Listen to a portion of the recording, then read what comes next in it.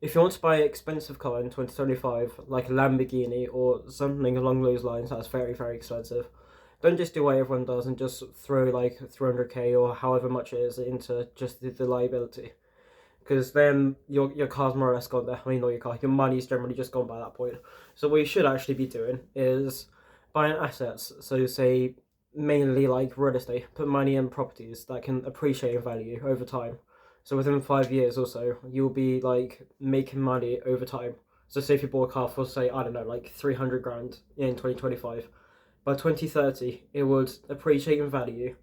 And then if you do it properly, if you like read books and stuff like that, if you know your stuff well, take the risk, rent out the properties when you can get solid cash flow coming in, and then like maybe do like a rent to rent because that's a very good idea. To basically what rent to rent is when you buy a property, well not buy it, you rent it out from say some renters, and then you ask them to get permission to rent out their house for more money.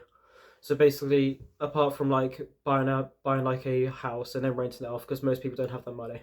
But then again, if you're buying an expensive car, why would you be doing that? Anyway, um, yeah, basically you should be trying to rent out properties, whether like I say you do rent to rent or you house hack. Do different methods to make positive cash flow. It doesn't matter how you get cash flow, but like for cars, if you want a car, you can rent it out for like I don't know £1,300 a month, or I'm throwing numbers around. You can rent out cars for a certain amount per month. So if you do that, think to yourself, I'll buy assets that can one day, go up in value, and then I can use the cash flow and the assets to buy liabilities over time. So you're not wasting your money, and then after you've got the car, you've still got that property that's going up in value. Same thing if you do stocks. You need to have the knowledge before you go in it because it will be really risky. But if you have the knowledge, then I fully recommend you just going into stocks, going into real estate, starting a business that can potentially do cash flow in the future.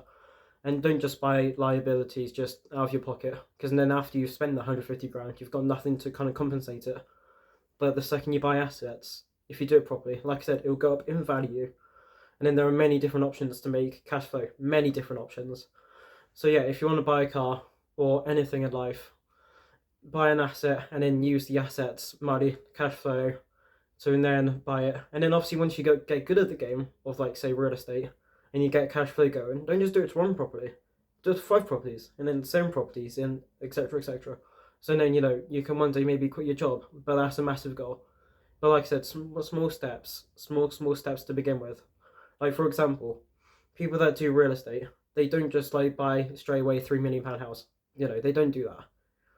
What they do first is small steps. The less risky ones, they'll still give them experience and maybe a bit of money. They'll do that, and then once they get, the knowledge, they'll slowly go into the big values because you're doing the same game, you're playing the same game, but just putting more on the table. But yeah, that's what I recommend. Just get your knowledge together and buy assets first to pay off liabilities. That's the simple way to do it, and that's how the rich do it. That's what separates the rich and the poor.